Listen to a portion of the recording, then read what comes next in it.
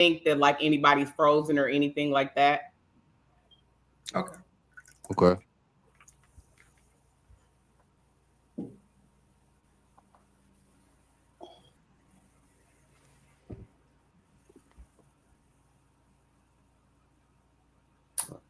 Guess I gotta go to work tomorrow.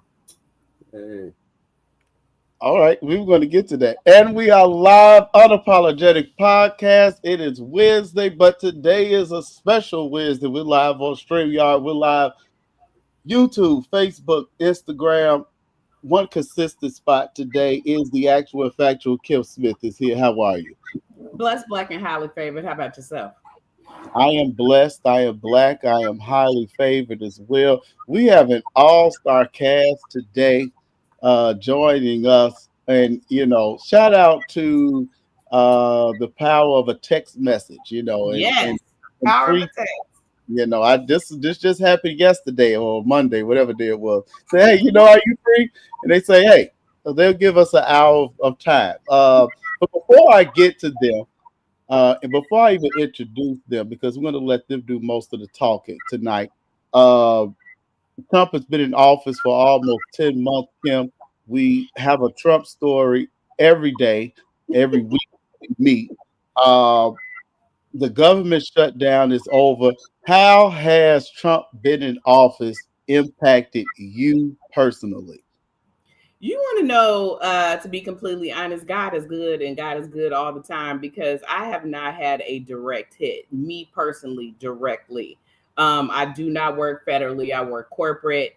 I do not do anything government subsidized or need anything like that. So directly, nothing. Family wise and stuff like that is a totally different story. But Trump has managed to stay off my plate so far, 10 months in. Now, as far as me being a woman and me going to the doctor, and certain things have changed. The one thing that I can say, honestly, that has changed, that it is more difficult for me to get my birth control than it was a year ago.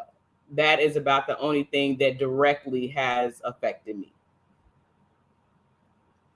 Did I stump you there? Did you not think I was going to jump into women's issues? I don't know if Josh felt it. I don't know if Josh and Leo felt the same way, because I had to get. You okay? You okay? Did you asked me the question about y'all's president or whatever? That's what has directly affected me. I should not have to jump through hoops at my OBGYN to get what I need. That's that insurance. Okay. No, not my insurance at all. I double check. Now me, I double check and triple check, because I want to make sure that I'm upset with the right people. And it is definitely not my insurance. It's what my insurance was told by this administration as the reason is I can't get the one particular thing that I've been taking for the last couple of years. So that's a direct from them. Okay. Well, you know what, Kim? I love working with you. And I want to say, every year you say something that kind of throws everything off. I can tell. Yeah. Okay. Mm-hmm. Well, yeah. The government let's go ahead and ask in reverse. What has it directly affected you before we jump into the others? I agree with you. I have not been directly affected at all, and I thank God for that. My family has been able to eat. We have slept well. We have peace. We are employed. All of that good stuff. So, yes. Well, amen. Woo, all right, let me reel myself back in here, and we're going to introduce Mr. Leo Thomas, who is not a stranger to our show. He is a fan favorite and one of the most controversial figures on social media. He's here to join us tonight. And we're going to go to the East Coast. We got S-Go on the line, and we got Joshua Jackson. They are joining us from the Eastern Time Zone along Atlantic Ocean. So welcome everybody tonight, and thank you for your time. Josh, let's go to you since you're not muted. How has this government shutdown affected you and your family, if it has at all? The only thing it's really done to affect me is that, of course, I was a furloughed employee, so I wasn't working. I haven't, you know, getting my so-called salary or whatever. But outside of that, you know, nothing much has changed. You know, my lifestyle hasn't changed at all. My kids go to school still. They, you know, not much has changed. You know, outside of that, I just saw that the bill is passed, so I guess I'll report to the office tomorrow. I'll debrief with my team, and we'll get back to doing what we do. So What did furlough entail? Thank you for sharing that because you didn't have to share it. What does or did furlough mean for federal employees? well, it basically whether you were actively working or not, it basically means that you were not receiving a paycheck. So for 40 days and 40 nights, as Speaker Johnson liked to utilize his Exodus analogy, uh, federal employees um, were not receiving paychecks, whether they were working or not, because there was a law that was passed that certain federal employees are exempt. So if you work in the area of national security, protecting life and property, you have to work regardless of whether there's a lapse in appropriations, and then you will be receiving your compensation once the government reopens. So Maybe. that's basically what that means. Yeah. Maybe. Now, ain't no maybes about it. You Okay. will. We'll get into it. Maybe. But okay. You will. I mean, the law says so. So Yeah. it was a gentleman's handshake, and then it was codified. So Oh, okay. Well, I mean, they said a lot. a lot, a All right. lot, a lot of things are said. I pay attention to what the law and the courts say. so yeah. All right. Day 43 of the government shutdown is over. Is this to January 30th, Josh? Does Yes. this have to be revisited? Yeah, to January 30th. So um you I don't know what to say for that. Is it possibly gonna be a shutdown again? Possibly. You never know. Possibly. Um it's just, I think, that this is one of those times that they utilize to bring tissue to political issues that should have been addressed early in the legislative year. But that's, there's a lot going on. Neither here nor there. So we'll see. Yep, but it's till January 30th. So watch out for President's Day and Valentine's Day. Save your money. Oh, okay. Well, it's right on time for Thanksgiving and the holidays and all that good stuff. So I'm pretty sure there's a method to the madness. Let's go. Have you been affected, if affected at all? I've been emotionally affected. Uh, Okay. I've got family members that get SNAP benefits because they require them. They have had to ask me for money to help fund their food habit. Um, you know, and so I'm always willing to support that. Um, have I maintained my lifestyle because of the shutdown? Yes. Um, yeah. Okay. And I have to say that as well. When we were in DC a few weeks ago, a lot of my family who lived there were furloughed. All except one, actually, that I know of. So it was quite a few people affected. So I'm glad that this has ended. And yeah, we definitely going to talk about that more. Leo, what do you here in Chicago? Have you been affected by the government shutdown? Longest government shutdown ever. No, I mean, no, not really, not at all. Honestly, I haven't really been affected whatsoever. Okay. Okay. That's good news. So I don't know who on here voted for Trump. I don't know who's red, who's blue. You are entitled to your own opinion and be unapologetic about it. Just go vote. Just pick a side. I'm not one of the people that like to straddle the fence. Pick a side, okay? But I must say that I don't know if I'm very happy with Senator Dick Durbin. When I was in DC in 2000, I got a chance to go to Capitol Hill and meet Dick Durbin and shook his That hand, and name we is got crazy.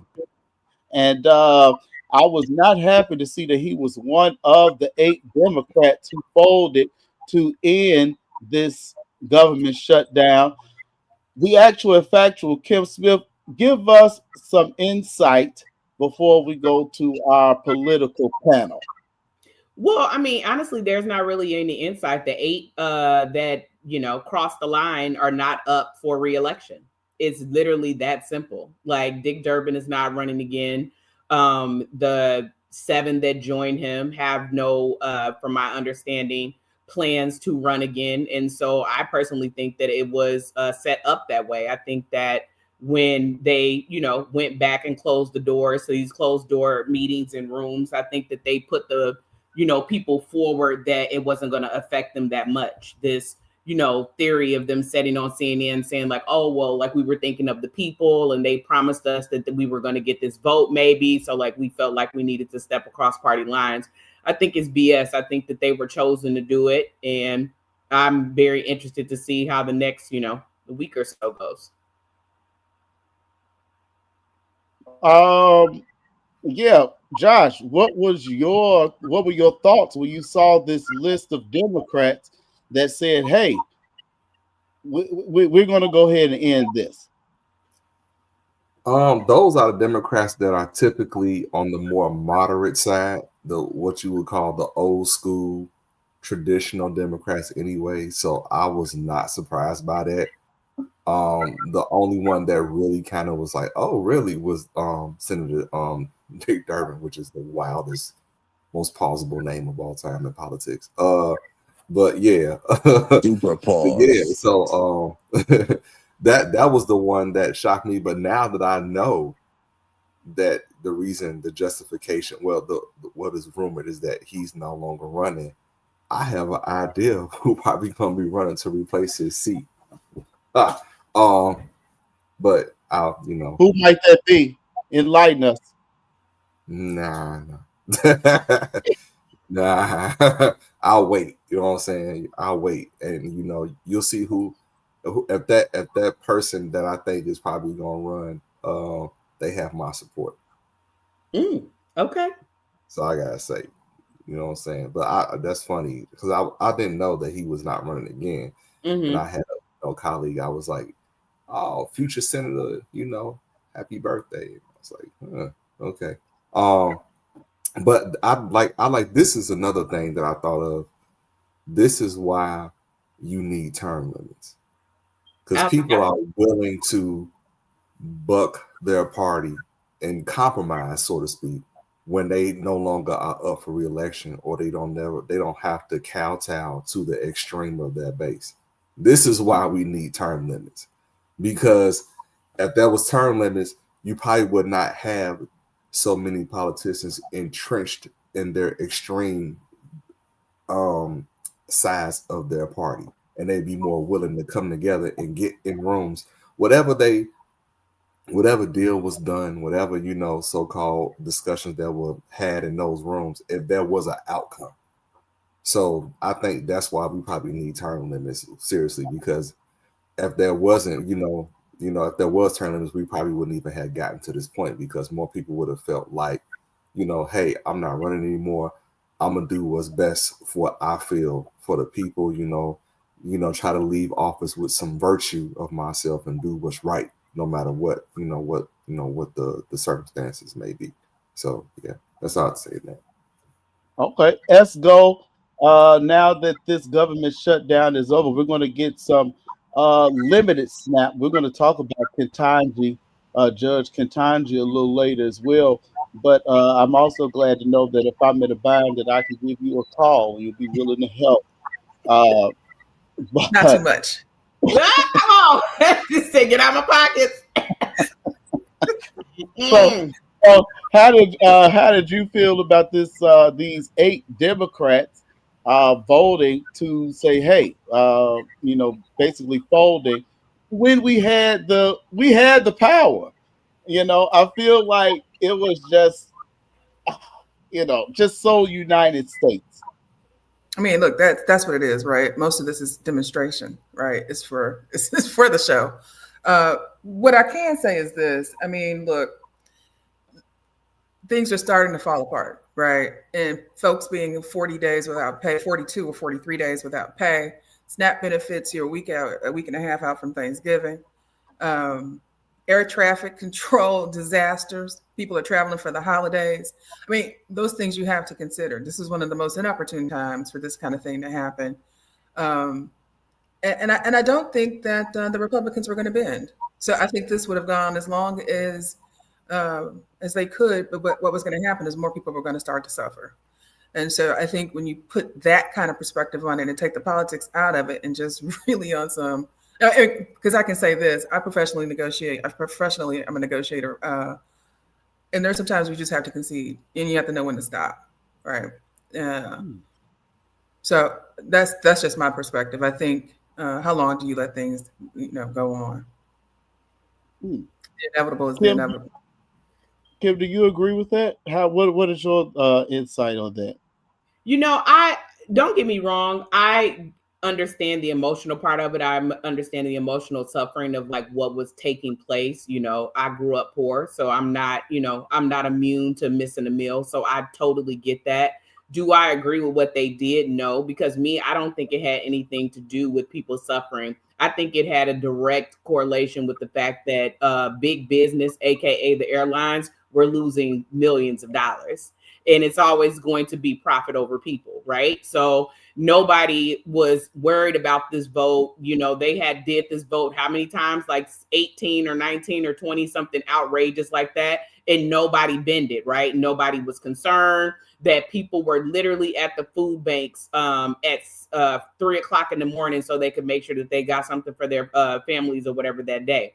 I don't think it had anything to do with people suffering. I think that, again, backdoor meetings happened. The airlines got on the phone with somebody and said, "Hey, I don't give a shit what y'all got going on and who mad at who, but we losing too much money and we need y'all to figure it out." And I think, again, they picked the Democrats that okay, they might have been moderate, but they picked the 8 Democrats that it wouldn't matter, and they got the vote pushed through tonight at 7 o'clock. And now everybody will be spending $600 and $700 for airline tickets to go home. Leo, do you have any thoughts on the Democrats that folded? Okay. Um, Ketanji of the Supreme Court. What Ketanji Jackson? What I don't know Sorry, why I I'm was drawing. having technical difficulties. Oh, okay. Go ahead, Leo. Oh, you still having technical difficulties? I'm Okay. not. I'm good now. I can answer your question if you want, but Oh yeah, I'm. go ahead. Go ahead. What do I think about it? So, what do I think about them folding? I think that they're looking out for the American people, and I think that people need to go back to work.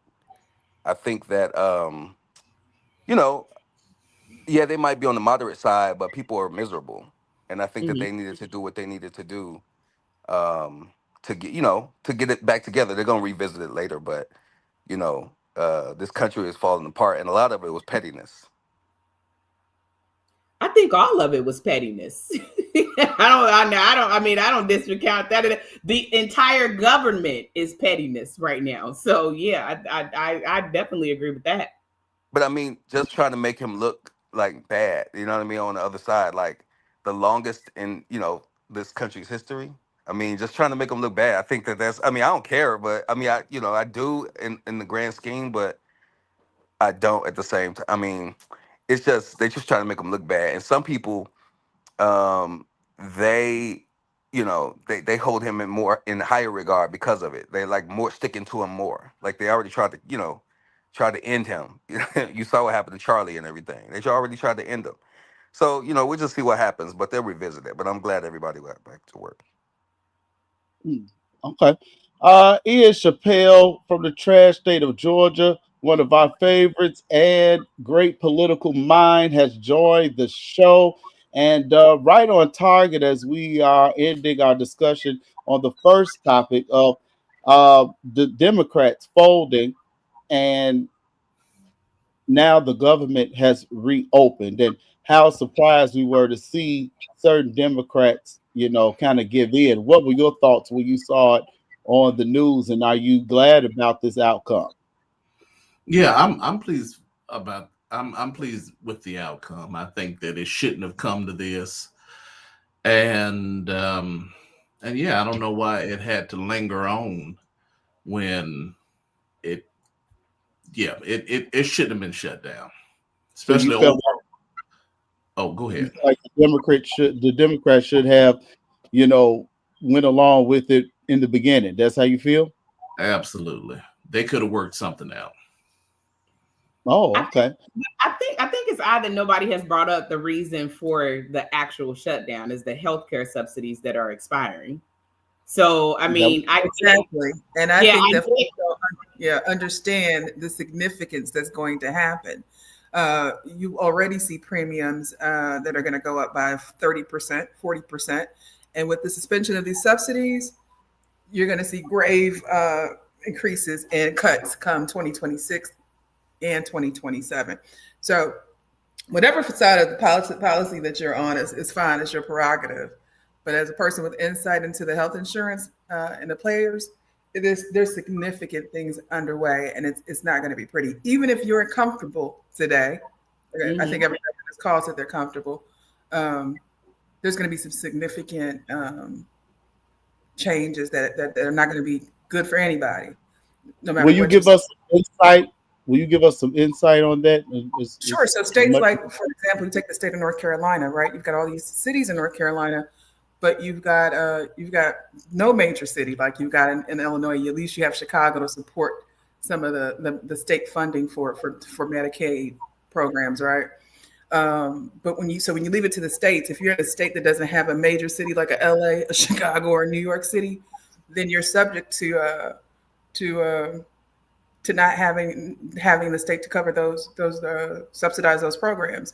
A cut to Medicaid is significant. So what you're going to see is longer times in the ER, because what poor people have always done, and we know this, right? Because I don't think anybody in this call didn't come from a poor situation.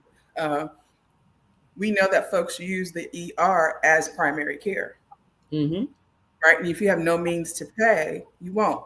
Everybody's an entrepreneur now, right? And so folks who were going to the ACA for healthcare won't be able to afford to do so anymore. So if you thought the ACA was high already at $800-900 a month for a family of four, uh, imagine what it'll be like. You got players that are pulling out, right? Imagine what it's going to be like when those subsidies expire and you have to pay a full-on premium yourself. You're going to see increases of $5,000 and $6,000. And if you remember, back in 2014, 15, you started to see a little glimpse of that. People were paying $1,800, $1,900 a month for health insurance. That's how we got into the situation with Obamacare. But so it's much bigger than what people think. It's not a nominal increase, a $25, $35 increase to and your employer is going to start dropping what they cover. If right now your employer is doing 40, 60, they're going to drop it. And even, Josh, I could tell you this, the FEP programs are being reevaluated because those subsidies also help fund those. But yeah, I already know my premiums are going up by 30-40% already in the FEP program, so I'm aware of that. So it's not just just those that participate in the marketplace, but it's also, like I say, and they always trying to, there's always some stipulation to um tamper with or reevaluate, federal civilian service benefits, anything like that. Um, I do agree with what you're saying, that's part of the issue. Is those now those subsidies are COVID era subsidies. So with the Americans Reduction Act, the Save America Act, those subsidies were enhanced from what was previously provided. Now those subsidies go, I think the number is like 400% above the poverty line. And I want to just say to everybody that the poverty line is still $14,120 for an individual.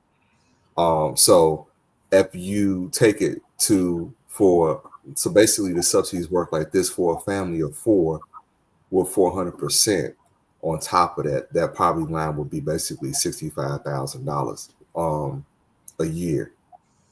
So if you have a family of four, which primarily, if you did have a family of four, it'd probably be, a single family or something like that. Can somebody afford $2,000 a month in healthcare insurance premiums, and they only make $65,000 a year? So that was one of the things that was kind of like start to me when I started, because I look at the numbers. I don't pay attention to the news. I look at the numbers and I look at the texts and the bills, what's going on. That's certainly something that needs to be addressed. But also, I think what is even more telling, I don't know if it's one of a principle issue or a moral cause, is that in a nation of about 370 million people, you have 47 million people that need food assistance. That's another issue as well. Mhm. Like, how are you the richest nation? Well, I wouldn't say the richest nation, because you're 37 trillion in debt, but you generate the highest amount in terms per income per capita. You know what I'm saying? But you have 47 million people that need food assistance. And I want to remind you all that the threshold for that food assistance is $14,200 per year. People that make $24,000 a year individually do not qualify for that food assistance. Yeah. So I think that's another issue that probably, hopefully, that both parties will come to and try to reassess. I think that, I think there needs to be a new moral or virtuous contract with America in terms of like, between our government and the people, when you have people that make so little to afford healthcare that's way beyond their means, and then you have almost a quarter of the country suffering from food insecurity. So I think that's something that I like to see addressed. And let's not forget, to piggyback on what you just said, let's not forget, if you are a family of 65,000 of four and your premium is 2,000, let's not forget you have to hit your deductible before you start to see coverage. Yes. You can only imagine that those deductibles are to go for, they were already high. People were already having to pay $3,000 and $4,000, or if not more, to hit those deductibles before they start to get full coverage, or coverage at 80%. Imagine now how much those deductibles are going to be. People would have to exhaust $15,000, $20,000, which is their salary, before they would get coverage. And keep in mind, these are not the initial subsidies that were provided. These are enhanced subsidies. The other thing about your food, 400% above the poverty line. So, I mean, something has to be done. Hopefully, they did get a promise to vote in December, but I'm not more interested as into the vote as more I'm interested in what is the actual legislative text that's going to be voted on. So we'll see. And remember, the subsidies, they go back to the insurance companies. So the insurance companies are raking it in through these subsidies. Well, they're not. So I can give you this fact: for every dollar that you pay to the insurance company, 3 to 7 cents goes to the insurance company. The rest of that is ate up in admin costs, claims costs. So there's all these costs that come into play that we don't even know about. Now, I can tell you because of my experience. They get 3 to 7 cents on every dollar. So they're not getting hand over fist. What kept them afloat was COVID, right? So what COVID did is everybody stayed away from the hospital if you were healthy. And if you weren't healthy, unfortunately, you were in the hospital for over 21 days. And that's when the money started kicking in. So this was putting a Band-Aid on a gaping hole, right? But now it's come to rupture. But who suffers from that? And it's not the policymakers, it's the folks like you and me, and then the people who don't have the means whatsoever. Yeah. The insurance companies actually posted corporate losses this fiscal year. Hundreds of millions of dollars in losses. Yeah, so that's why when they said they're going to reevaluate the FEP program, they literally said, "Oh, we're raising rates because we lost money."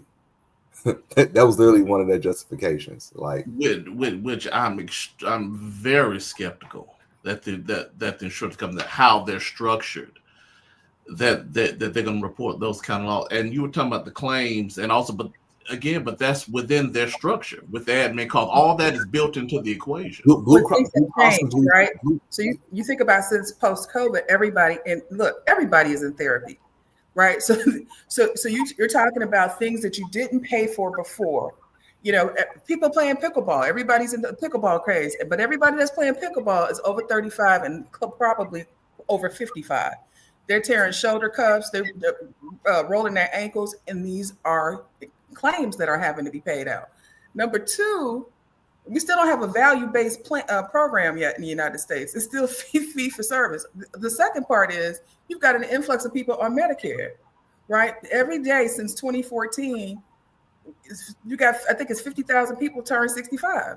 So this will be the first time at one point where you've got 3 generations of people on Medicare. You're going to have the old millennials, Gen X, and baby boomers. It's taxing the system. It was never designed for you to live this long, for this many people to be on it. So it's not what we used to be, right? If you think about your parents, they go in and get bone density tests as soon as they turn 65. Things that are not even wrong with them are getting that check. Those are claims being filed. If your son is in therapy and he's also in eating therapy, he's also in physical therapy, those are claims. These are not even doctors providing these services that are now providing claims. These are just folks who are now considered providers. So all of those things add up. And I don't think we really realize how often we're filing the claim because we're not physically filing it. Mm-hmm. No. Before we move on, I do want to we kind of skipped over Ketanji Jackson. What is her name? Ketanji what? Harris Jackson? Brown Jackson. Brown Jackson. Right. Brown Jackson. Yeah. I don't know why I can't get that today. I knew it was some black. Ketanji Jackson, she voted to limit the snap. Even though you get it, she voted to limit the snap. And Ian Chappelle and I had a conversation offline about her being a DEI hire. So I definitely want to talk to Ian Chappelle about Ketanji making this decision as the others are saying, no, this is not happening. So this is what Unapologetic podcast is. Well, that's not what happened, but I'm going to let y'all have it first. We're going to get the facts here today. What were your thoughts on that, Ian Chappelle? First, I had no idea. So what did she do? She voted to limit. What did she? Okay, Kim's shaking her head. Okay, what did she do? She was the one that dissented from the majority opinion to limit the release of SNAP benefits. So it was obviously Uno reverse. Go ahead, Kim. Okay. And just to be very, very clear, okay. So this is how you know the news cycle works in like very, very, strategic ways when it comes to messaging to Black people, because they threw her name out in the regard that people would think that she's the one that's holding up SNAP benefits, knowing good and well that that's not true at all. What happened is that a judge, a district judge, Judge McCall, in her district ruled that they had to release SNAP benefits, right? She's the particular judge, the Supreme Court judge in this area. And so the Trump administration filed an immediate basically complaint saying, hey, Judge McCall does not have the power to tell us that we have to release SNAP benefits. What she did was stay the order. Okay. So she stayed the order for 2 days saying, hey, we need to review this and figure out what's going on each side. That was on the 11th. She didn't have enough time to review the order. So she stayed the order in additional days, I think until like the 14th. But how it was sent out to the world is that Ketanji doesn't want you to have your SNAP. And that's just not true. Okay, because I was mad. I was like, I know Ketanji ain't did nothing like this already. Now you can't be doing this. That's not what happened. But I mean, isn't it great that the messaging worked? It did work, but they know how to Fox News and all them. They know how to. Allow the high court to have more time to make a ruling. Exactly. Okay, great. That's great news. So Kim think she was a DEI hire? I was gonna skip that, but Kim went back. Go ahead. Roll it back. You brought it up. You brought it to the table. Let's talk about it. Educated, beyond educated, but I mean, Yeah. They is out here just giving black women degrees for no reason. So I mean, maybe she was just one of them ones. So what was the DEI hire that she was? Oh, that's directed at me. No, you and Goodwin had a conversation offline, so I'm just trying to figure out where that came from. What was that narrative that she was For the the DEI? record, identify which Goodwin you talking about. You talking about Sir Goodwin. Oh, And we had this conversation. we got two good ones tonight. Yeah.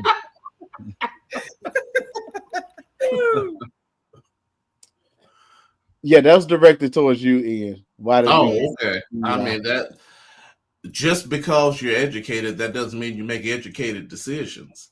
Agreed. Uh, and so that doesn't, what one isn't necessary for the other. And but I don't know enough about the case to really. I mean, Josh kind of explained it, but I would need to see more about it. Read up on it some more. So he's so I'm she still wants not to impressed with her, with everything else she's done, but I don't really know much else. I have to concur with Ian on that one. okay. All right. Well, with all the things going on in the world today, and as we just talked about with especially with these premiums and the health insurance going up, I really feel like the Democrats could have held out a little longer and would have won this battle eventually. But right now, we're glad that people are going back to work. We're glad that the TSA people can get an air traffic control, can get a paycheck, so these planes won't crash and slide, and the lines are not long at Midway Airport. So they're gonna be long at O'Hare no matter what. So Wait, when you say and winners, It's a who the pre-check. winners? yeah, and I am glad that Dick Durbin is on his way out because he is definitely showing that he has some type of senile now going on, and it is time. And we talked about terms, and Yeah. I agree with you, Josh. Well, we're talking about we need to implement terms, and I mean we got people like, and I kind of like Danny Davis, but people like Danny Davis who have been in office for too darn long. But then on the flip side, we got somebody talk about running a third term, and so it's like but we're not gonna go there. I mean, it's I want to know who are the winners in this resolution, because what I brought about earlier is like this shutdown has brought bigger issues to the front, and what Esgo was saying about the healthcare system, it sounds like something that is going to finally bankrupt the country. When you think about all the issues in the 100%. healthcare system, 100%. that's something that's a very huge issue to resolve, and it's going to take a lot of money that I don't think there's enough political will to do. I was talking to my sister earlier about this. I was like, just I said, I'm not an expert on it. I'm no policy honk or nothing like that. But it seems like the only thing that would work is possibly universal Medicare for all, but we don't have the political will to do that, nor do we have the financial resources to do that. So I just don't know what to do. And then you have 47 million people, like that shot 47 million people that rely on substantial food assistance, Were you and shocked then, by that number? yes. Really? I was shocked because I mean I worked in Social Security before, so I know when you have people on supplemental security income, that's a resource-based system, so that definitely does qualify people for other welfare-based and need-based programs. But 47 million people, and I'm like, that's a lot of folks, and keep in mind that is on a old Reagan era 80s type poverty line standard. If you had adjusted, if that was adjusted for inflation, what would the poverty line be, and how many more Americans would be on those type of need-based benefits if that poverty line was adjusted? So I see 47 and I'm thinking like, well, maybe it's really 67 million. Mm-hmm. Who knows? So Mhm. those are glaring social and opportunity issues that I think I don't know if they can be solved if we have the political will to solve them. I just don't know. It's a scary thing to me. I mean, I Josh, have to ask, was anybody else shocked at the number when they actually revealed that it was close to 42 to 47 million people utilizing SNAP monthly? mm-mm. I mean, I was shocked by the number, Really? and Yeah, it's almost unbelievable. Yeah. yeah, I was shocked by the number. I wouldn't have guessed 47 million. Oh, I totally Because I agree. know when I A was lot of people unemployed, we finessing couldn't though. get it because we're married. Mhm. So and it was only one salary, but because I'm married, I'm automatically disqualified. The Yeah, damn says the man in the and that's house. why a lot. Go ahead, Leo. I'm sorry, Leo. Go ahead. I'm sorry. That's why a lot of us are not married, because if we were married, then we wouldn't. Then we would. If we were married, we wouldn't qualify. It's kind of like That's right. a carrot dangling. It was really like a setup. It's really like a setup. So like, hey man, if you don't get married, if you don't do what we were doing prior to 1968, Mm-hmm. you're not going to get this free food. You're not going to get this free apartment. You're not going to get these free resources. So we stay single, but we also stay poor in the meantime. Usually, marriage is the way out of poverty. That's especially how it used to be. But now, It's been and I that way think, for yeah, and I think, go ahead, centuries. I was gonna say no, Lee. I didn't mean to cut you, but it was been that way for centuries. centuries. Yeah, I mean, all over the world. All Okay. over the world. Because marriage predates government. But What I mean, especially in this economy that we have, you're right. I mean, because two incomes is better than one. So Leo, no, I'm just agreeing with you. yeah, no, I mean, but and also, I think that long term, yeah, I mean, it's a lot of people that are on it, but it's a lot of people finessing. And I think that long term, a lot of people are not going to need it for that very reason. I don't know if I'm making sense, but long I hear what term, you're saying that, Leo, but I'm gonna say this: um, the way groceries cost right now. I went to the Harris Teeter. Located in North Carolina, and collard greens were $2.79 a bunch. And it wasn't the bunch that we grew up on where they had the thick rubber band. I'm talking about a twisty tail of bread. So I am spending lots of money on food, and I don't make what most people make. And if you think about, the shock value of 47 million people that need a SNAP benefits, when you really think about where most people work, they're not working in corporate environments or government jobs, right? Most Americans work at CVS, they're working at Walgreens, they're working at Wendy's, they're working at the everyday places that we go, which are not high paying jobs. These are the 14 to 24, $30,000 earners. I also wanted to raise this point when you talked about the healthcare system and how can we be this kind of country and we're going to have some reform. I think this is the beginning of the collapse of the American empire. All empires come to an end. We saw it with the Roman Empire. We saw it with any empire that's ever existed had to have an implosion. And this is, I think, what it is. We have too many millionaires. We're spending 20% of the American GDP is on healthcare alone. So when you talk about reforming that, that's big business. That's what we've depended on to stay where we are. So I don't think reform is on the line. I think this is just the beginning of what was going to happen anyway. Um, you know but what I yeah, think is going to happen? I think that two $30,000 a year people are going to get married and they're going to be able to survive. Now, groceries are high, things are high, but I think that people also live, above their means. We have $1,000 cell phones. We have all but these that's what they different. cost. We have Mercedes, huh? But that's what they cost, right? No, but you can I buy mean, But we cheap. don't I have to moved to have them Durham, North though.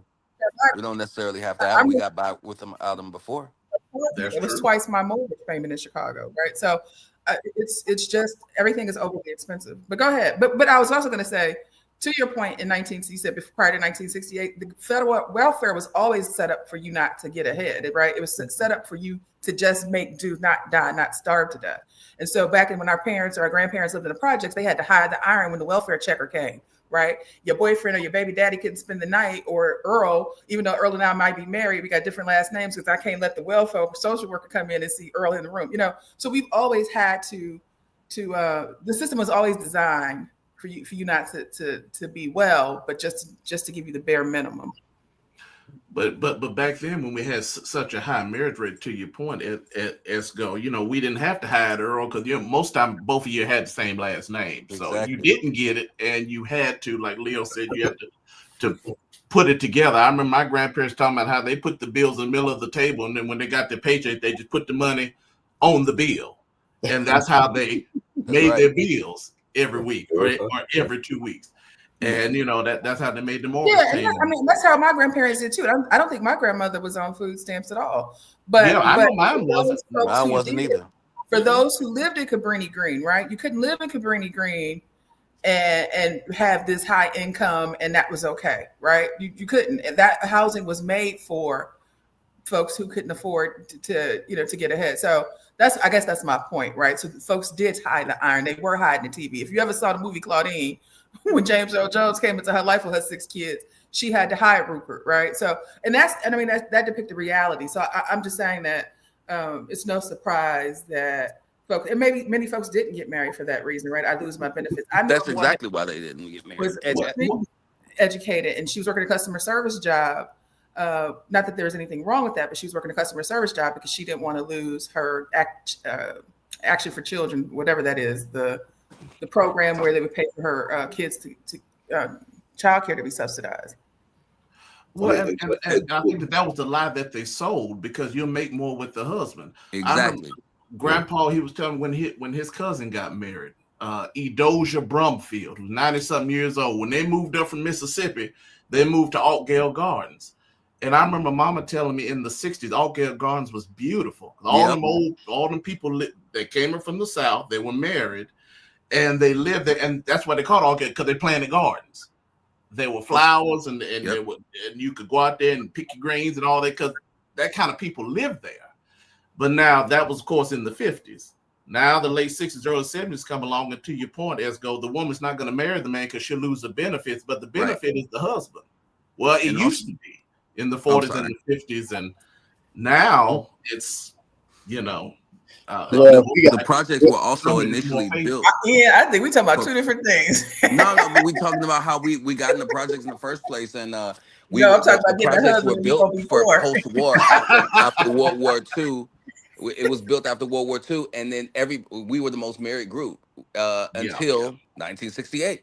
Yeah, and also the projects were also a leg up for us. We used to live in those horrible tenement buildings prior to a lot of the projects being built. But and we were starting to be better. We were starting to do better. We had our families together, and then the government had to do something about that. And here we are today. We're relying on it now. We shouldn't be. We should be a little bit more proud of a people. I'm not saying that people don't need it, because people certainly do, but I don't think we need it to the point where we think we do.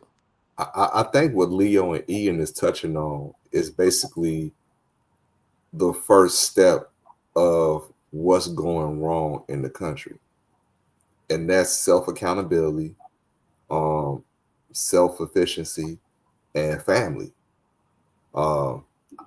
That's You all think that's the main things that's going wrong in the country? I mean, Absolutely. the first step to solving what's going on in the country. I think that's what Leo and Ian. I thought, like, what they talking about? Sounds like you said the same thing. We don't need to know what Leo and Ian. We hear what they said. Is that what you think as well? That those are that's what I'm gathering from the discussion between Leo, Ian, and Esco, is that they saying like, hey, because I'm worried about 47 million people and the healthcare, what can be done about it, but they talking about like, hey, well, maybe we kind of need to take it back to the roots and get more entrenched in family values or something. And for the record, Esco did not say that. Okay, well, not Esco. Okay, don't put that on me. Because there's clearly an issue of economic insecurity going on in the country, but like they're saying, 2 incomes are better than 1. So maybe, and actually, there is numbers out there, news articles saying that the divorce rate has dropped because people are choosing to stay together because, it really is cheaper to keep him, not just her.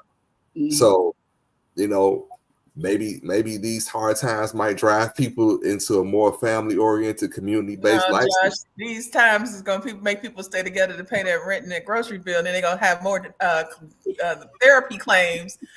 Hiking up. Yeah, That's the insurance Leo, premium. go ahead, Leo. Oh no, I wasn't really. I was just thinking. Also a lot of things gonna stop. They're gonna start. They're gonna stop finding the world's biggest loser to have a baby by. I bet you that, because people are not gonna have those benefits that they used to have. A lot of Okay. that long term is gonna stop. If you ever saw that movie Bowling for Columbine, I think that's what it was. It was talking about how what Clinton did was. I think it's like now. What is it? 2 years on, 1 year off. You could only have like 5 years of certain welfares or something like that. They did that in the 90s and everything changed. Mhm. And so I think that we're going through another phase of that. Okay. Well, that is another show that I think we definitely need to prepare because the husband not being in the house and all that stuff Kim's face. that is a long, long, long, long road back. But we're not going to go there tonight. Uh, because at the end of the day, we know that certain people do need it. And I think Ian Chappelle even kind of alluded to the fact that he could have used it, even being married. So we know that the laws and the amendments and all that stuff are outdated. And at the end of the day, it should be about the people, not about all the other stuff that you all said. At the end of the I day, think the also country should. to put a button on it too, I think everybody should go look at the percentage of African Americans that are utilizing SNAP out of that 47 million people. And then I Mhm. think when we come back to have the conversation, I think that's how you Yeah. expand on the conversation. That's how you expand on the, what happened back in the day and how community and things used to live. Because I really do think that for whatever reason, people really think that It's black people are the we 47 million. right that we are the one, and it you want to know what is so I didn't my thought didn't change until college freshman year. I had a class that literally showed the breakdown of who was using what, and I hate to say it as a black woman, It but was I was women, but it wasn't black women. exactly. Mhm. Yeah. So I do think I think that's a circle back moment for us to have, but I do think that people should look at the percentage first and then we'll have a conversation about it. And that is, I was in a meeting, and I can't say where. I'll talk to you all about this offline. Hmm. Uh, and It's 12 to 13%. I 12 look to 13%, and 12 to 13%. So it basically goes for the most part by racial lines amongst the country. Black people represent 12 to 13%, mhm. and of those who qualify for SNAP And benefits. that 47 million is only 7% of the entire U.S. population, so they don't give a damn. Uh, Trump in office almost 10 months, and we don't have to stay on this long because we didn't really did a show already. But I feel like with everything that we just discussed here in these 53 minutes, and then we can go into the international concerns where the US has meddled in Ukraine and Russia, China and North Korea. We got some issues there. Now we add Venezuela, Israel and Palestine. That is one thing when Trump keeps saying, "No, we're going to own Palestine. We're going to make it The beautiful. We're going to Gaza put Strip. homes and beaches and all this stuff." And you give a lot of money to Argentina, um, when and then you can allow these 7%, whether they're black, white, yellow, whoever they are, because we don't care about that, to struggle and say, hey, okay, well, you know what? You all don't eat, but we could go and meddle in other countries' affairs. Anybody has an opinion on that? Anybody? Somebody? I just want to say from the last time pre-election, Josh and Ian specifically talked about Donald Trump's foreign policy. I'm not trying to call y'all out, but I remember. But you I'm did. But you I'm did. curious to know what you guys think, because I don't need to say what I think, but I'm curious to what you think, because in all sincerity, like I'm not being funny, but really, I mean, you had a thought or an opinion about his foreign affairs policies, and that was one of the reasons why you talked about Harris not having strong foreign policy, uh, uh, um, a strong foreign policy plan. And you Mhm. said that you guys more closely aligned with those of the other party, the presidents. So I'm just curious what you think so far in the 10 months, even with the threat to go into Nigeria. Josh, you want to go first? I mean, I will. I specifically spoke on his foreign policy because it was at the time it was canvassed as an America first foreign policy and not getting America involved in foreign wars and other people's affairs.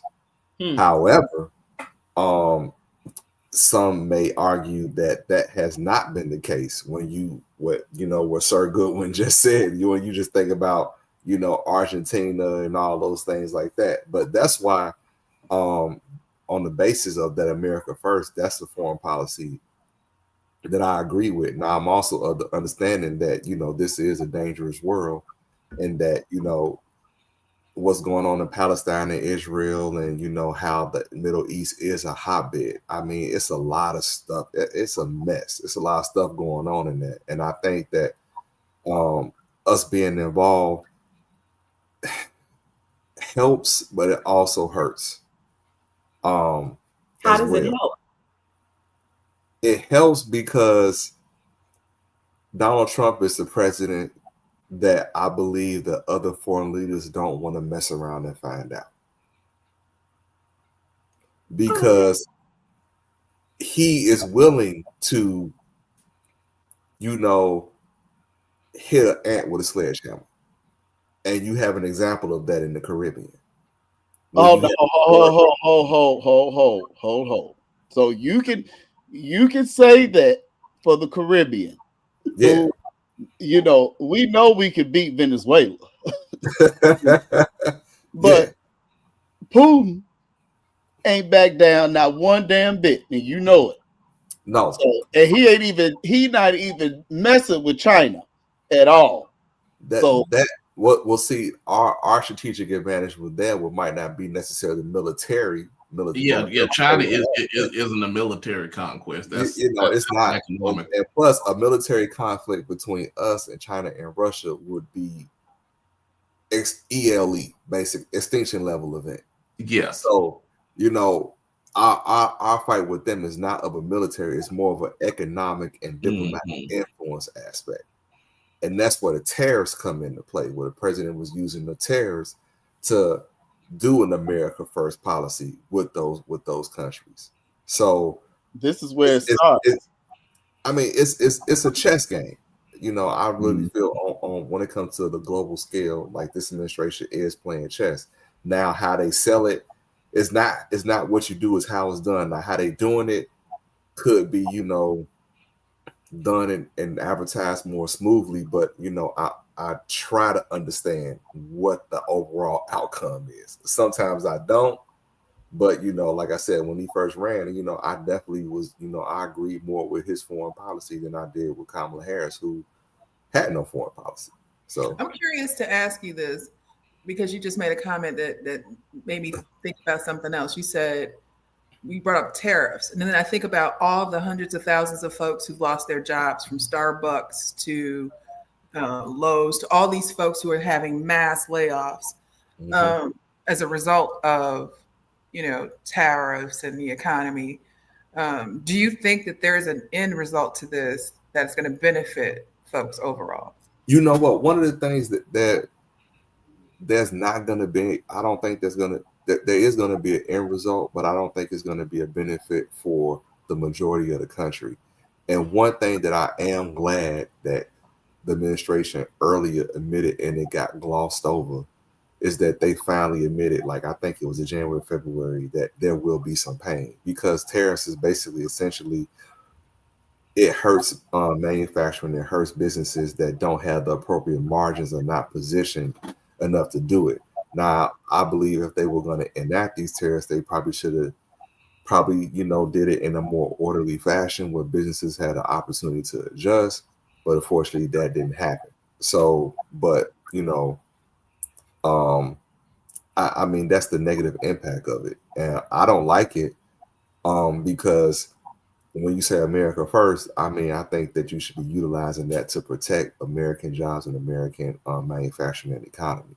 So, um, not hurting people or hurting jobs or losing jobs. I mean, what our farmers are going through, I just don't like it because to me, growing food in our country is an issue of national security. We should be able to feed ourselves. So, Yeah, you should be paying $3 a bunch for collard greens in North Carolina.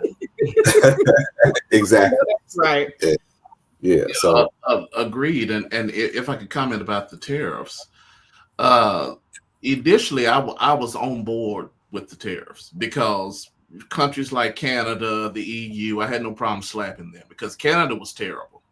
I mean, what we were paying for cheese coming just over the border, we should have nuked Canada. That was awful.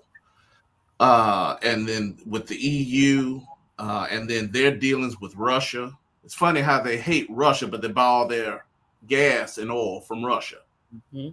because he has his finger on the tab. Which, by the way, Trump has been attacking Putin with that, withdrawing, for example, Germany and some of the other countries that are heavily reliant on Russian oil. He's been drawing them over here and also saying, hey, if you do business with Russia, because that was the problem we had with India. I believe what wasn't India, Josh, what they were buying oil from Russia, and Trump said, "Look, you do business with them, well, I'm gonna tariff you."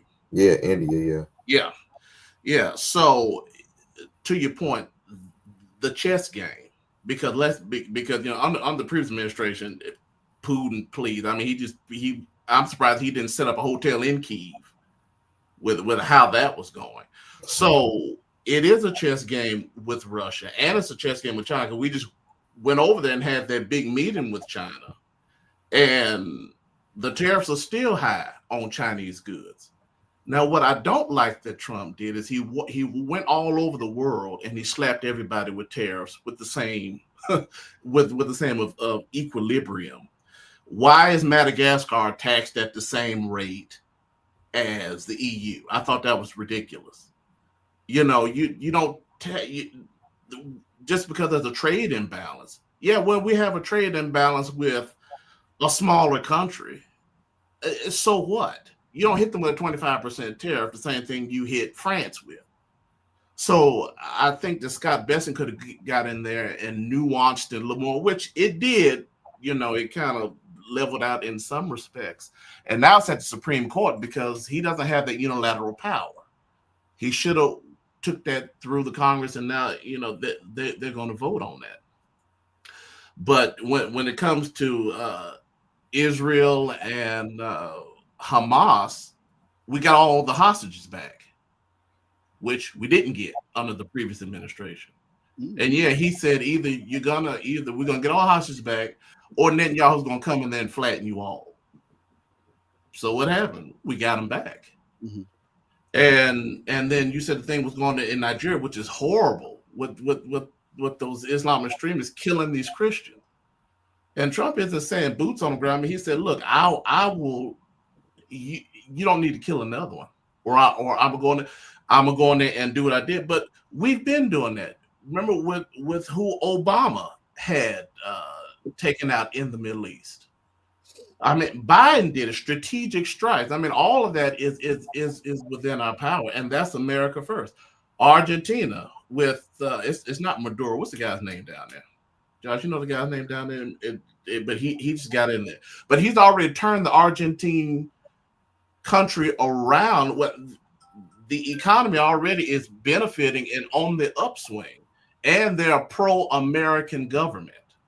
So yeah, he's going to loan the money so we can get in good with them, and with our rare earth deal that we just signed with Australia. Because the Japanese are also trying to get off the Chinese dole. So the Japanese have been doing business with Argentina, and so we just signed a deal. I'm not Argentina, with Australia, and then we just signed a deal with Australia for rare earths. We're getting some rare earths out of Ukraine as well.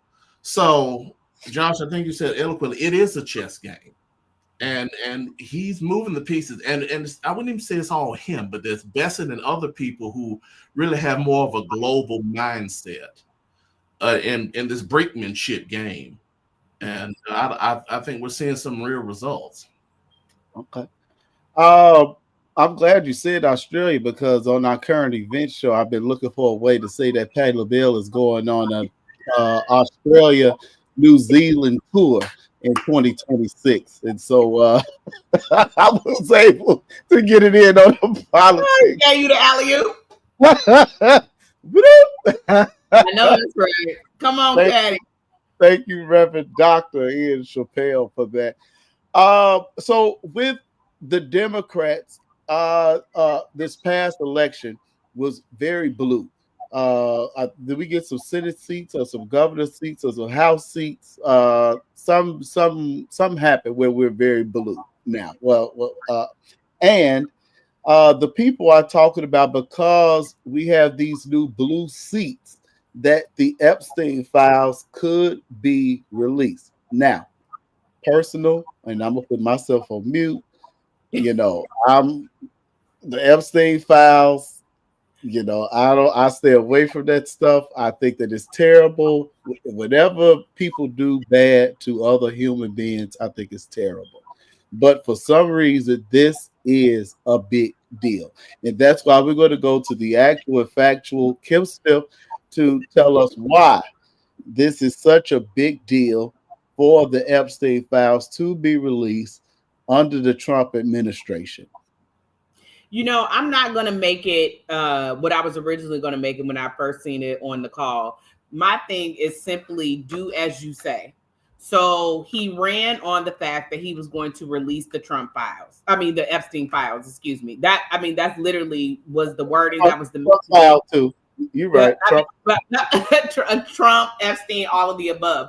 And to me, if he's supposed to be this upfront president, if he's supposed to be in your face with the facts, and like that's right, that's why people love him. Like he's draining the swamp. He is, opening the curtain to all of these things that are happening behind it that we're not supposed to know about. But then to just flip and say, I don't know what you're talking about. This is a Democratic hoax. The Democratic hoax, like that's the part that I'm blown about that nobody wants to talk about. Now, what happened on Epstein Island and what happened to these women is tragic, right? It shouldn't be that these women have to literally fight all their lives to prove that these things happen to them. That part, I mean, is fine. We don't have to talk about. But to me, the simple baseline is because you told us you would. Yeah. And we know that. I mean, we go to Ian Chappelle only because we know he is red and he voted Trump. Everybody, nobody else that we have come across in our Nobody political else is world brave enough to say it. to say, "Hey, we voted Trump." I mean, he did say it, and I think he should go on and release it. But I do think that there are political ramifications that I think he just doesn't want to be bothered, because the Epstein files were around under Biden. I think they all know what's in them, but I think none of them wants to deal with the dragon that's in the toy chest. Because I think there are a lot of high ranking. I mean, because we see how many times Clinton has been on the plane. Do we really That's want right. to open this up? And now I might have to go after the Clintons. I might have to go after some of my Go friends, after some of my everybody, enemies. Huh?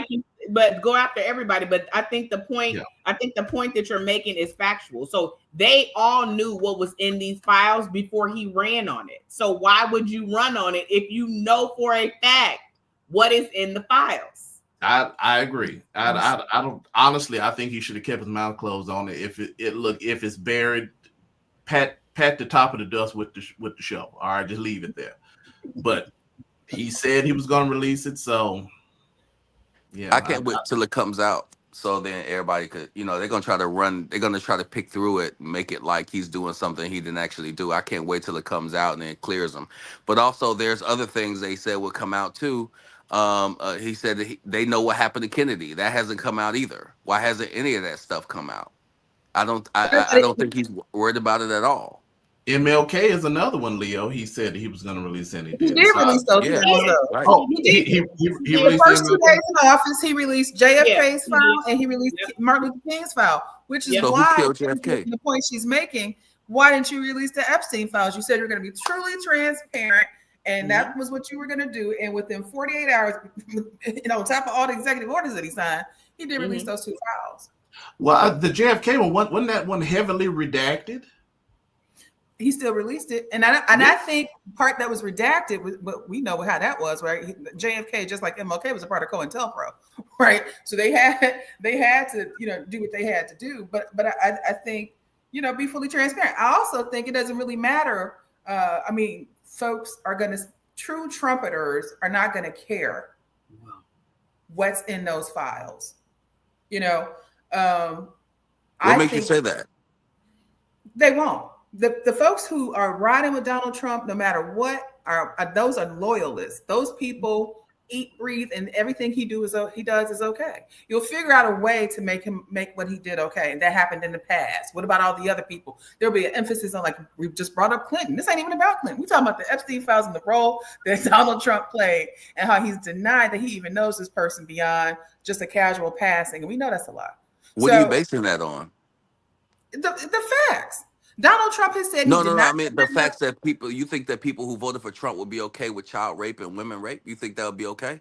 That they He would said think that black was women okay? got the pussy, and nobody cares. But Nobody Bill cares. Clinton, what did Bill Clinton do in the Nobody White House? You cares. cool with that? But I'm just saying, you think that they're okay with doing things to women and The children things because that he has done to women in the past, That's crazy. has still held 2 presidencies in the United States.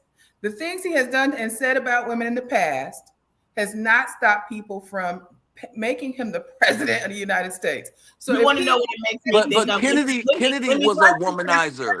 There were a lot of women. Most presidents were Kennedy was womanizers. a hoe, and he was a messed around on his womanizer. wife. He didn't have intimate relations with children. Totally different. And But Trump didn't either. to me, You don't know that. but to me, the way that I think his loyalty, you're innocent, so you don't right? believe it. But my whole thing is It's not. I'm not gonna put that jacket on anybody without any proof. You're Right. ready to do it. Right. I don't do that. I'm not gonna do that. I'm not a You liar. do not hide. I'm not You do anything not like hide that. this much with nothing in it that for you to hide from. If it doesn't go from I'm going to do this to it's a hoax if you don't have anything to hide. And to answer the question, how will his loyalists dignify or explain to themselves that this could have happened? It's how the old women used to sit back and judge the young girls if something happened. Oh, she's fast. Why was she there in the first place? Why did she have that? I'm you said how could his loyalists, right? So if you take a 65-year-old, and I'm not being facetious, I'm just saying, if you take an old Southern 65-year-old woman in the Bible Belt that rides for Donald Trump, and anything does come out that says this actually happened, that is how she's going to justify it. Because you want to know why? It was justified on her if anything ever happened to her when she was a kid. And maybe as men, y'all don't understand the language that I'm using, but as a woman, I can tell you, in Southern states, certain Southern women do not believe Southern. It's just a natural thing. I mean, R. Kelly. It is a natural thing, but it's down there more. You know what I mean? And nobody did anything about it. Right. R. Kelly was for years and nobody did anything about it, right? You know the issue I have with this is that you are suggesting that people who support President Trump have moral moral inflexibility where they won't hold the president accountable No, if no, no. it's I was speaking to I one didn't Exactly. say thing. people who Yeah, no, no, support no. him. That's not I true. was speaking I to said one thing. loyalists. Loyalists. See, y'all not full listening to the full conversation. We never said Yeah, anybody that nobody said supported that. but Trump. Nobody even said We they're said then guilty. loyalists to We Trump. but said even release the even then files. but even then you are painting with a broad brush like lo- loyalists, like his loyalists are not going to see anything wrong. So you basically saying that you're saying Trump loyalists are morally bankrupt, that they won't see anything wrong if there's something that is accusable to the president in the Epstein files. You I just do don't. realize that Trump has been sued. Trump is a felon. So It's not like we're just making this stuff up like he is just like this perfect man and like I people mean, are but, throwing but One stuff that in three was at black him. made men are up. I am felons, just right? saying that like certain things have went to court and been proven in court. Now don't get me wrong, they called him Teflon Don for a reason. But I'm just saying, past all of that, again, I'm gonna go back. He is the one that ran on the files. So explain to me how you run on something that you later decide not to release. That's the question. So it's Well, not let about me well, loyalists. It's not about the I don't files. have an Might answer not for release that it. question. Oh, I don't well have an then I answer for know that what we're question. talking about. But I have a I do have an speculation. answer. But I do believe that if there's something that implicates wrongdoing, that I do have, call me, maybe I'm just, rainbows and fairy tales or something. I do believe that people do have some type of moral compass, whether they voted for him or not, where they'll be like, hey, that's wrong. okay. You know, Some I'm not people, just gonna yeah. say that I'm not under the impression that people are just gonna acquit him of something just because of their political allegiance to him. That's And why, you know, and I believe in furthermore, the Josh, virtue of some people. That I'm just saying. That's But all. but yeah, that's the key point. You said allegiance. I'm not talking about if you voted for Donald Trump. You may have. Let's talk about Ian. Right, Ian, you voted for Donald Trump. That doesn't mean that you are a Donald Trump loyalist. That doesn't mean that you're morally bankrupt. That doesn't mean that. That doesn't mean that I think that if he did rape a kid, that you are so removed from reality that you'd still say that's okay. I didn't say that about you. Mhm. I said those folks who are loyalists to Donald Trump, they pledge allegiance, like you pledge allegiance to America. I heard a lot in this conversation about America first. We pledge allegiance to America, right? We all have at school at some point. I'm saying those folks, no matter what, may still support Donald Trump. And we also did not say Donald Trump was guilty of doing anything crazy to kids. Has he done something crazy to women? Absolutely. And so I heard Leo say, oh, that makes him a womanizer. That doesn't mean. But you also said, I can't wait till the files are released so he could be exonerated or some. So you've assumed the innocence, which it was what we do in this country, I guess, to some extent. But I'm not suggesting that. I'm saying if there is something wrong in those files that get released and he is completely, you're going to still have a group of folks who are so Donald Trump consumed, they'll support him anyway. Mhm. I believe that. I That's what completely we did. believe that. This Ian turned into Chappelle, a go ahead. conversation. Kim and I were saying the same thing, but this turned into a conversation that Kim and I were saying, if you support Donald Trump, then you ain't gonna care if he did something vile to children because No, we you're morally said. That's bankrupt. fair, We but never what are you said that. basing that on? Is what I asked. I still didn't get an answer to that. What are you basing that on? A loyalist. What are you basing that on? I'm just curious. Let Anybody Ian who's Chappelle go. loyal Hold on, or Shannon. Let Ian Chappelle go. Let good. Ian go ahead. well, I think, and Leo, I think you were touching on this, and Josh, you kind of went around it. Um, if Trump was in the Epstein files, I think that would have came out during the campaign. I think Biden Yeah. would have cracked it because the Democrats had it, and they had control of the House and the Senate when Epstein was going through all of this. So if Trump was in there, their arch nemesis, the villain of every story, don't you think that they would have unleashed this on him then? No. I mean, why wait for him to assume power? I mean, I think, Josh, I think that's fairy tale thinking because he is that's his kryptonite. Anybody associated with Epstein would, that would have took him down instantly. That's And right. and y'all don't think y'all would have waited? Y'all think he would have assumed the throne and now it's gonna come out? So let me say this, Go and we're ahead. gonna move on because we could talk about this all night. I feel like the files are sealed because there are both Democrat and Republican people in there Yeah, who uh is going to be a mess. Okay, yeah, totally. Trump in there. You all mentioned Clinton, and God knows who else. So that's why it's sealed, and it probably will never come out unless a woman wins presidency. And we know that's not going to be happening anytime soon. So, also, I think that people consider politicians lawyers, politician lawyer, liars, liar, lawyer, politicians. You know, they lie. So of course he could say, "Yeah, if I win, I'm going to win. I'm going to release the Epstein files." He don't give a damn. He can't. He can't.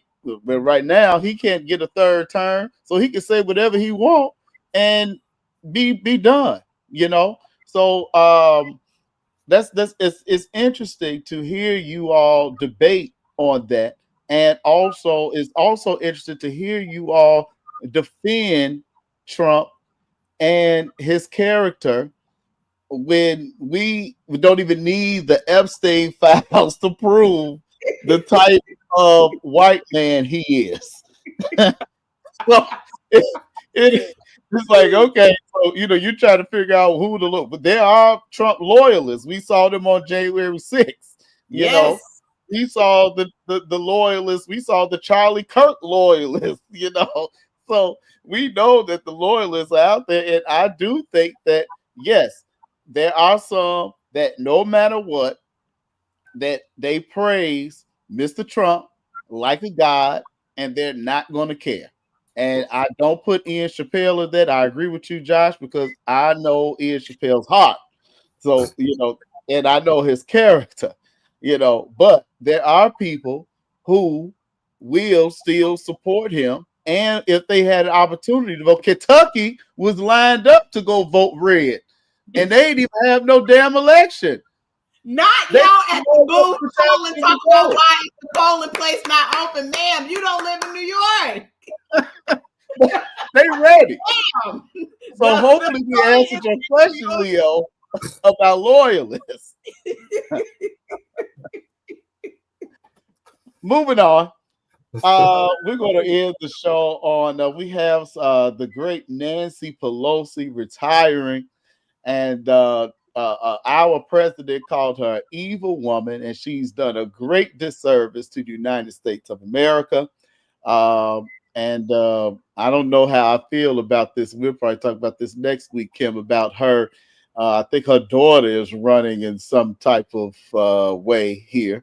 But over in California, I don't know why people get so shocked with that. Nepotism is alive and no, I'm well not shocked, but it's just like, in just go all away. facets. You go away. You and your whole family. Just go No, away. We don't want no Pelosi she's gonna get or that daughter in and get that check. That's exactly what she's gonna do. but Gavin Newsom uh, is pretty much saying, "Hey, this is it." So, Ian Chappelle, do you think that Mr. Newsom is the one to knock off anyone in the Republican Party for president if Trump is not inaugurated our king until he dies? Trump loves to irritate Democrats because I love when he puts that third term stuff out there. He's the ultimate troll.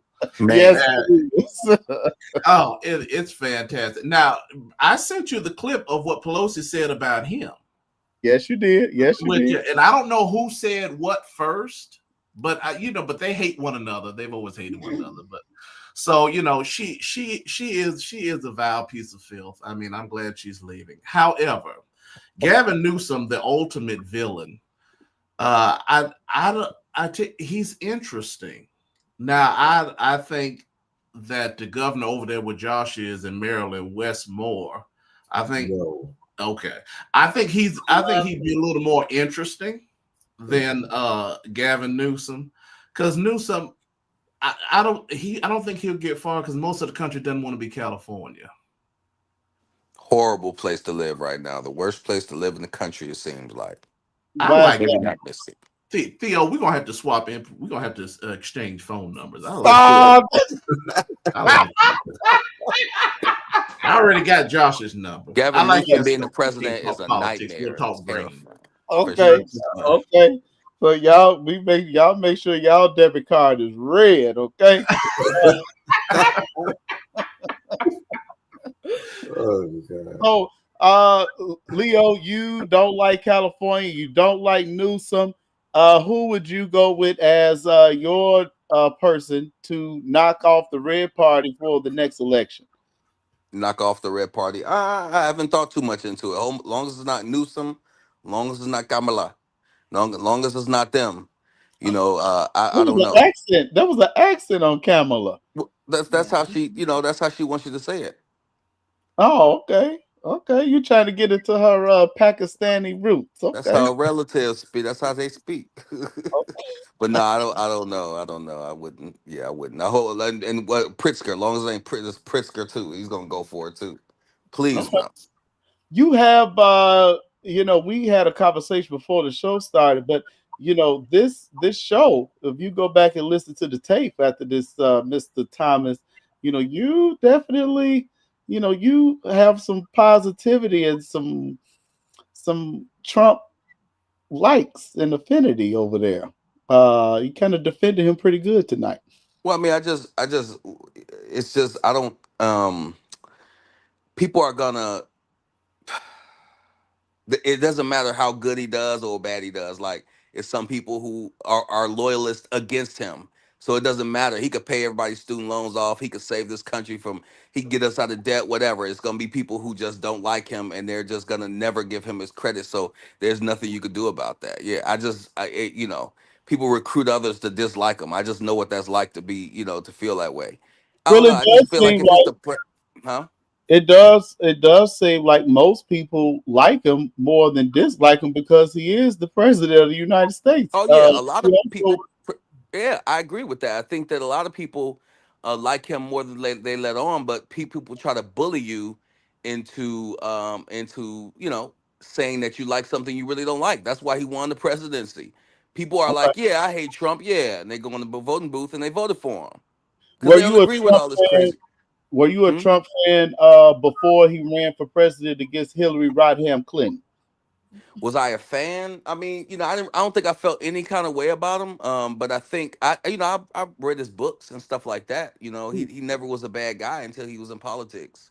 Now all of a sudden, he rapes women and he touches kids, and now he's just the worst. He's a horrible businessman. He's all these different things. He's never made any money.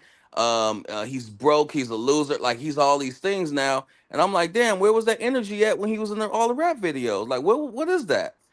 Black folks used to love him. Now the media controls what we like and what we don't, and what we don't. Depends on what media you watch. I just don't buy into that. I think for myself. Hmm, interested. Let's go. Give us your thoughts on Pelosi and the next Democratic presidential candidate. I think Pelosi, I think people forget that she's 85 years old. I think we lose line of sight of that. I think she is very fashionable, very Joan Rivers like. I think she holds her own. There's admiration that you have to a woman that is able to at least express herself and not feel intimidated. Whether I agree with her, all her, everything that she did in her political career, it's neither here nor there. It's time for her exit, and I think that's cool. I think whoever follows behind her, we talked about terms. I don't know if they'd have the longevity that she's had. And when we think about the feud between her and Donald Trump, we're talking about a 79-year-old and an 85-year-old getting into it. It's almost laughable, right? But that's what we've come to in this country. And I want to tell Leo, I hope I didn't offend you at any point because that's not the intention of this. I think No, you healthy did. always a good debate thing to do to challenge You each can't other. offend Leo. Leo cannot be offended. That's good because you can offend Esco, but I'm not offended. I like healthy debate. It keeps me sharp. It keeps me thinking. There you go. So I definitely welcome it, but I don't want him to have any kind of feelings about No, it's my. fine. No, I don't. I don't. You know, defend, rapists and stuff like that. I don't. It's fine. It's just that, yeah, it's fine. Don't even worry about it. I'm good. Yeah, Oh yeah. because I didn't call you that, sir, at all. I said loyalist. I think you're a loyalist to anything. But anyway, so I would, I hope she enjoys her retirement.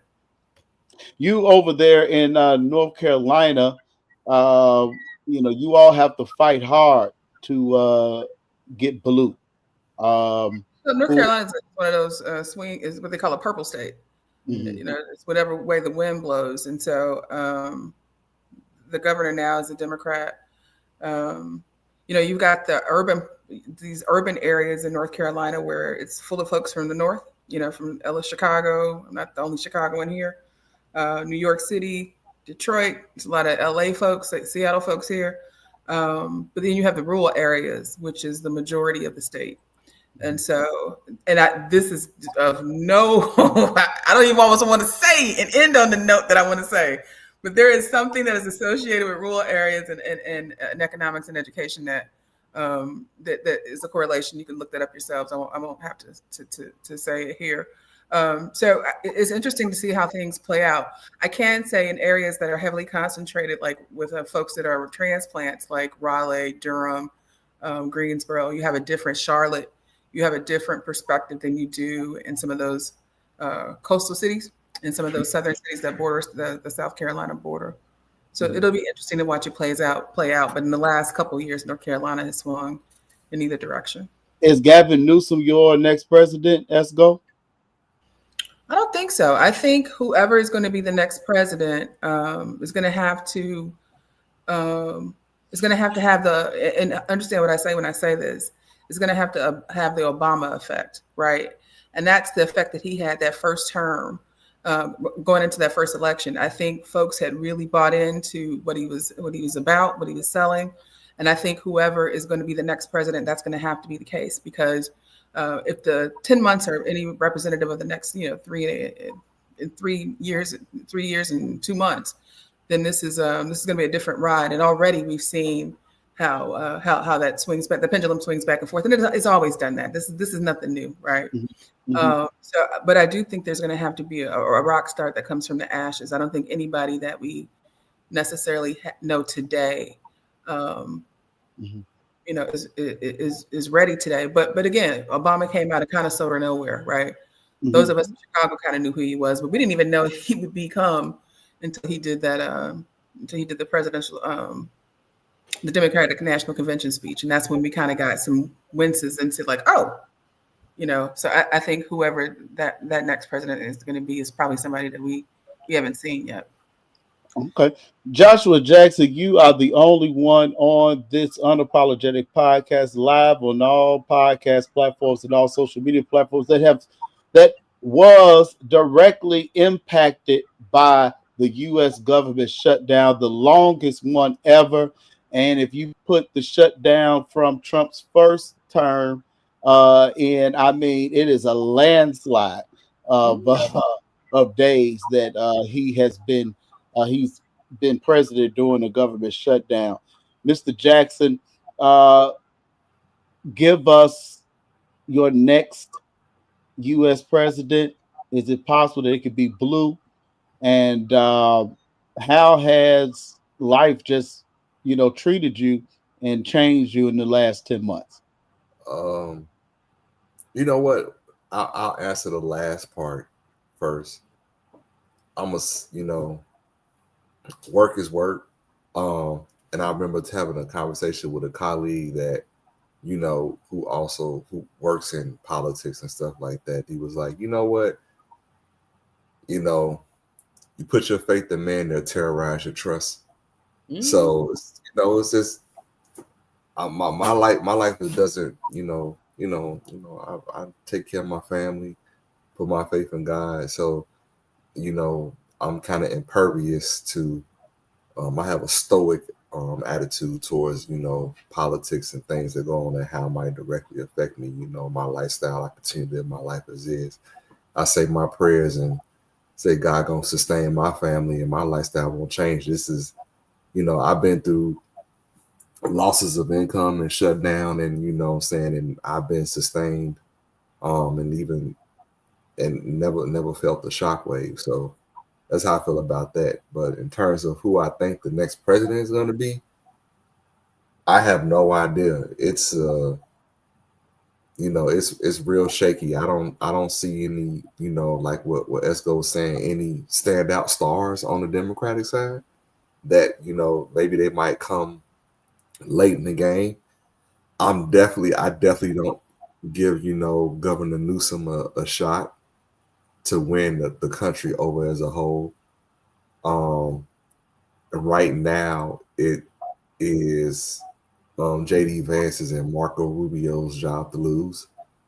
Um, as they're auditioning for right now. That's how I feel about it. But on the Democratic side, the only substantial challenger that possibly it could come from one of the governorships, and that could be Governor Shapiro from Pennsylvania. Mm. And also, and I know people probably might not agree with me because she's a woman, but also Governor Gretchen Whitmer from Michigan. Michigan. Um, so, and also the governor of I think is that Tennessee or Kentucky? I think it's Kentucky. Kentucky. Yeah, the governor of Kentucky. He's a Democratic governor, primarily red state. And also, the governor of Utah as well. So I mean, so it's some governor. It definitely, the challenger has to come from a governor, but it's not the names that we are talking about right now. It's not going to be Newsom. It's going to be one of those people that I see that are moderates and have common sense solutions to what's going on in their state, and they dedicate themselves to the work of the people. They don't want to get involved in the, when you get wrestling with pigs and things of that nature, getting in the mud. So, Mhm. so we'll see. Mhm. But, I look forward to tonight's show, and I was so glad that you all said yes. We had choir rehearsal, we had taking the kid out, and all this stuff. People had stuff going on tonight, but you all took the time out to join Kim and I on the Unapologetic podcast to talk about politics. And the great thing about the Unapologetic podcast politics show is that you getting the real deal. It's completely unscripted. The people don't know what the question is, and it just, this is real, versus you going to buy your news from the Washington Post or you're watching Fox News. This is real stuff for people who are impacted, in some way, form, or fashion, whether it be yourself or your family and things like that. And I want to say that I am grateful for you all, and to just be a part of such an educated group of Black people. I mean, we got Hampton, we got Northern, we got Harvard. Esgo is a Harvard graduate, so we got SIU. You weren't So supposed to say that. uh, Harvard, darling. uh, Harvard. okay, you got to tell me what not to say before I say stuff. Uh, So, and we got our, and hey, look, we talk about somebody that's well educated, that's drinking on the podcast out her red and how red cup. Okay, Because I'm gonna keep it real everywhere I go. that's right. Okay, that's a good one for you.